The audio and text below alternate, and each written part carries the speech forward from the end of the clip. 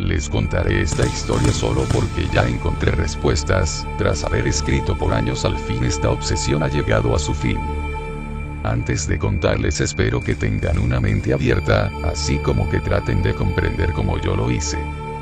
Todavía recuerdo ese día en que mi abuelo falleció. Él era alguien bonachón, así como de los pocos abuelos que todavía tenían bastante energía a pesar de su avanzada edad. Su muerte no fue para nada agradable, pero es algo que no me interesa platicarles. Ese día mi papá lloró como nunca, pues fue a él quien más le afectó la noticia. Yo por mi parte estuve muy asustado y me tomó varios días sanar el duelo. Tras la muerte del abuelo yo pasé buenos momentos con mi papá. Era natural que ambos recordásemos momentos al lado del abuelo. En un momento papá me dijo si lo acompañaba a una tienda a las 3 de la mañana. Era de esas tiendas que abren 24/7, pero no compramos nada, tan solo quería compartir tiempo de calidad conmigo. Papá me contó una historia que le ocurrió al abuelo cuando era niño. Quiero que escuches atentamente la historia que el abuelo le contó a papá. El nombre de mi abuelo era Héctor, y vivió un tiempo fuera del país cuando en ese lugar habían más de 50 casas, mientras que lo demás eran árboles y terrenos deshabitados. Mi abuelo era muy pequeño y vivía a las orillas de una ciudad que mi padre era incapaz de recordar el nombre.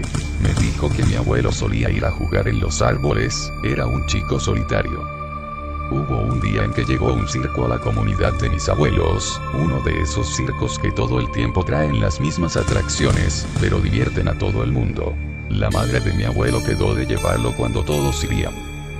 El circo estaría 3 días en el pueblo, a lo cual la mayoría de los habitantes irían el segundo día. Dicho y hecho, mi abuelo salió de casa y aunque en ese tiempo la función era a altas horas de la noche, no habían riesgos mayores y mucho menos en una comunidad tan cerrada como en esos tiempos.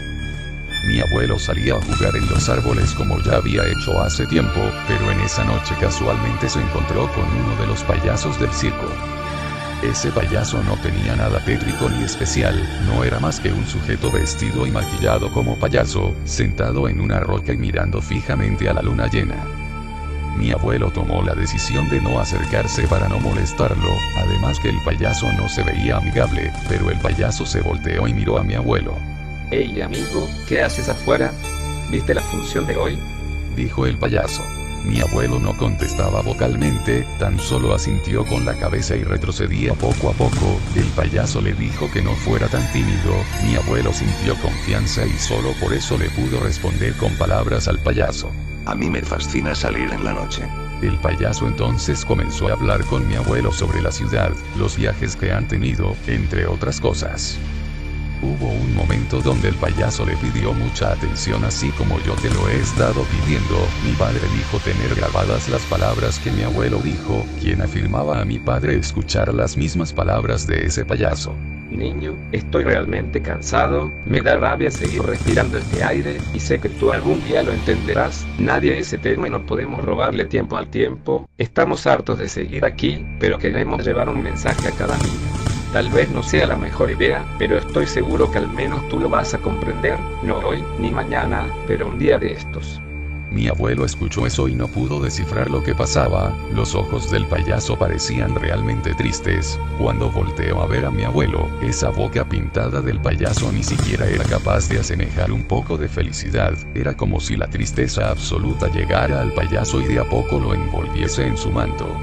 Tenemos que acabar con esto lo más pronto posible, así que ve mañana nuestra función, algo de ahí podría interesarte. Yo ya me cansé y esto es pesado para nosotros cada vez más. Mañana todo llegará a su fin. El payaso se levantó y dejó en la roca un papel color rojo. Ese papel mi abuelo lo recogió luego de que el payaso emprendiera su retirada. Era un boleto de circo, similar al de ese día, pero este decía sorpresa especial, gran final.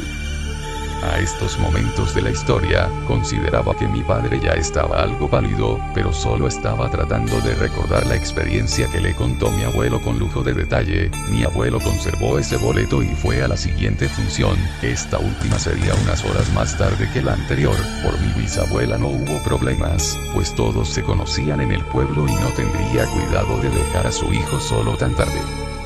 Cuando ingresó al circo pudo percatarse de dos cosas. La primera es que no había gente afuera, era lógico pues la mayoría de los habitantes fueron el día anterior, y segundo, esta vez el circo tenía un mensaje que decía: eso es todo amigos. Adentro del circo había un máximo de 40 personas, todas concentrando su vista hacia el frente. Al comienzo de la función pasaron los primeros 4 números de la noche anterior. En dichas rutinas los chistes eran simples y para nada extraordinarios, pero hay un momento en que los payasos salen a presentar su gran final. Ellos hablan de algunos actos que estaban destinados a presentarse solo una vez en la vida, y nunca más volverían.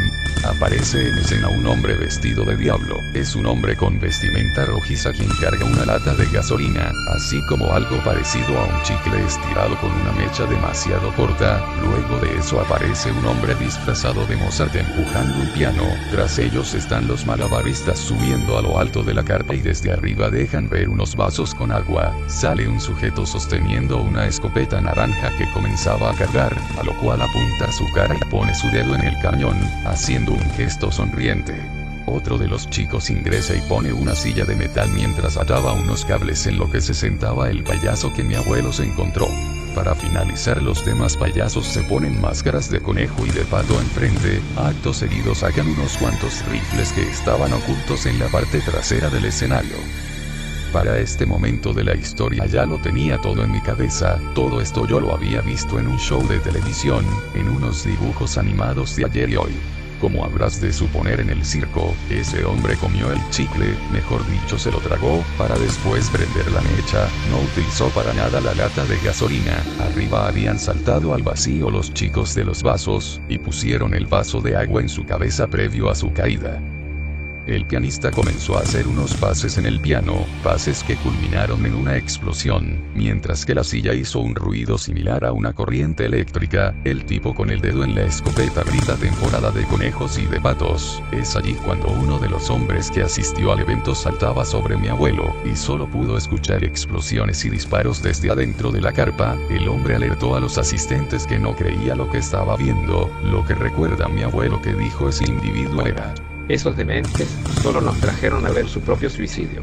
Tras otros gritos, mi abuelo estaba aterrado porque el sujeto no le soltaba para nada la cara, no lo dejó ver nada y tan solo lo sacó de la carpa. Cuando estaban afuera, el hombre le dijo a mi abuelo que se largara si no quería estar en problemas con sus padres, quien sin pensarlo 2 veces, mi abuelo corrió hacia su casa. Tan solo recuerda haber visto a ese hombre romper una chequera con una enorme letra W como sello. Tras eso mi padre se detuvo y me dijo que si no le creía no pasaba nada, que era algo de olvidar. A lo cual decidimos ir a casa a velar al abuelo. Ya ha pasado un buen tiempo desde que papá me contó esa historia y nunca hemos vuelto a dialogar sobre ella. No te interesa saber cómo he logrado, pero toda mi vida, a partir de este punto, me he obsesionado en investigar el por qué todos los actos de esa noche están en Bugs Bunny. ¿Qué los habrá llevado a repetirlos de esa manera?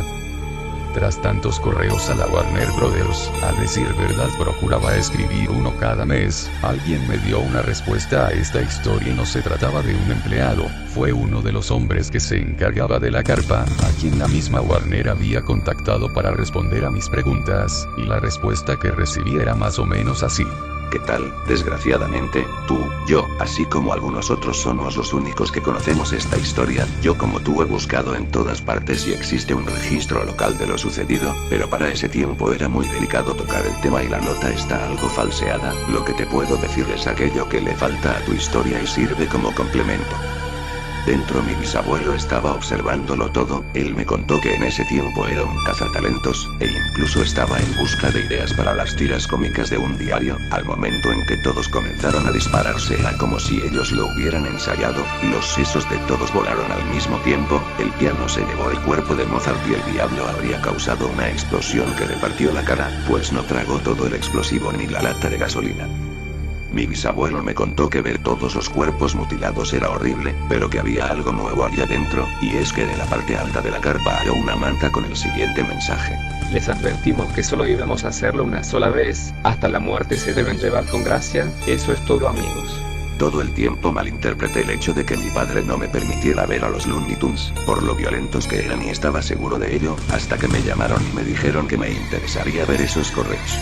No te puedo decir quiénes son, pero mi bisabuelo se hizo de buenos amigos esa misma noche. Al ver tu correo sentí mucho frío en mi pecho, pero al final recuerdo que ver todas esas escenas en la caricatura no me han aterrado, al contrario, he visto la muerte como algo gracioso. Nunca nos van a creer, amigo, así que no me preocupa que lo sepas, pero en verdad espero que esto te aclare las cosas como me las ha aclarado a mí. Por cierto, el nombre a ese circo era Fantasías de ayer y hoy. Aquí lo que descubrí entre tú y yo es que esto se llevó a la serie más exitosa, que fue Bugs Bunny, con el propósito de que todo aquel que estuviera allí, o al menos quienes sabían esa historia, fueran a ella. Alguien en quien puedo confiar en mis contactos me dijo que los episodios estaban diseñados para que todo fuese como en el momento del suicidio, pero que esos episodios donde se hace gracia de una muerte como la del circo, hay un estilo sutil que trata de hacer que tú mismo busques las respuestas. De hecho, en uno de los episodios aparece el nombre del diario en donde apareció esa nota. Ojalá esto te sirva, amigo. Por mi parte estoy tranquilo con lo que averigué, pero estoy seguro que los otros que te mencioné buscan los orígenes del circo. No sé qué es lo que debas de hacer, pero ya sabes que se trata de algo real.